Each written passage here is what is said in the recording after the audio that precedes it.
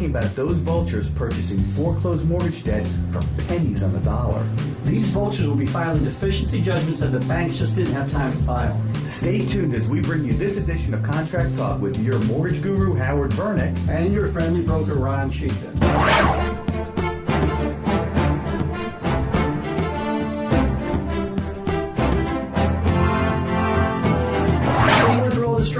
All the late notices, the failed loan modification, and you stay in your home until which time the judge awards the house to the bank and you're forced to move out.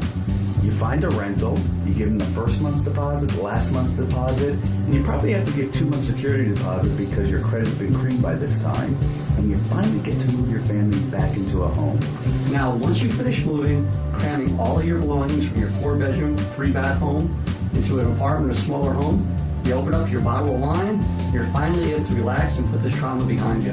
Then months, maybe even years go by, and all of the stress is a distant memory.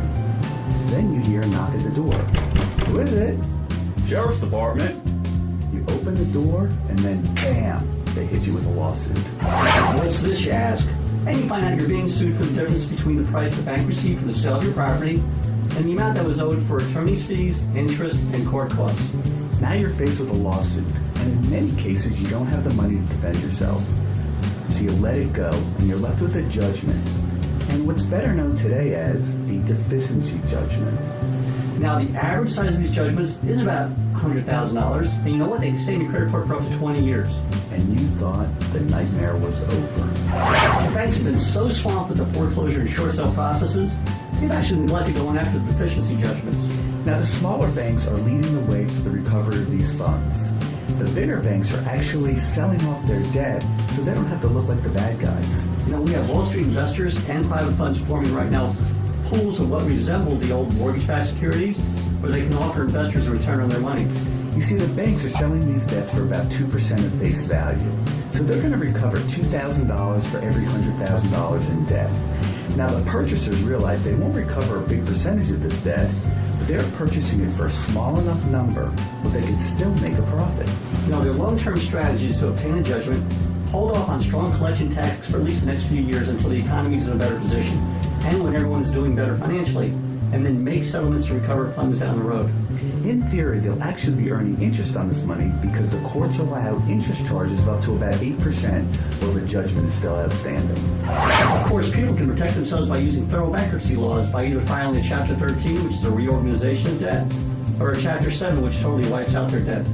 Yeah, but there's a lot of people who are out of work and they can't afford any filing fees, and then there are people who just don't know.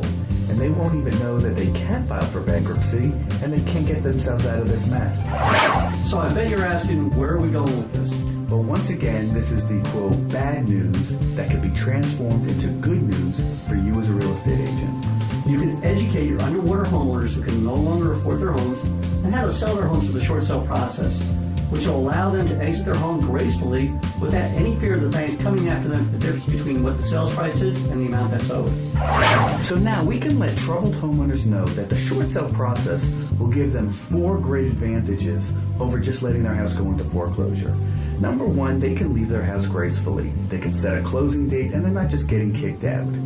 Number 2, they can reduce their time outside the market. Remember, on a foreclosure, you're going to be 4 to 8 years of not being able to buy a house again. With a short sale, it's only 3 years. Number 3, they'll be able to negotiate terms with their lender, so there'll be no possibility of this deficiency judgment. And number 4, they will have the peace of mind that when they're sitting in their new house, somewhere wherever they are, that they're not going to get that knock at the door from somebody trying to collect money. Please click on the link below so you can read about the Wall Street Journal article, which gives you more detailed information about the actions that banks are currently taking against former homeowners. We'd like to thank you for joining us in this edition of Contract Talk. In addition to the article, we've also given you a flyer with bullet points about the advantages of the short sale process versus foreclosure. Go ahead, download the article and the flyer to your computer so you can share them with potential customers. Also, please leave your comments down below. We want to hear about your experiences in this area. We found your comments very interesting, allowing us to come up with new and exciting topics for us to share. I'd like to thank you for supporting our mortgage guru and next to our title. We really do appreciate your business and strive to do a great job for you and your customers. This is your mortgage guru, Howard Burnick. And your friendly broker, Ron Cika, saying thank you for joining us in this edition of Contract Talk.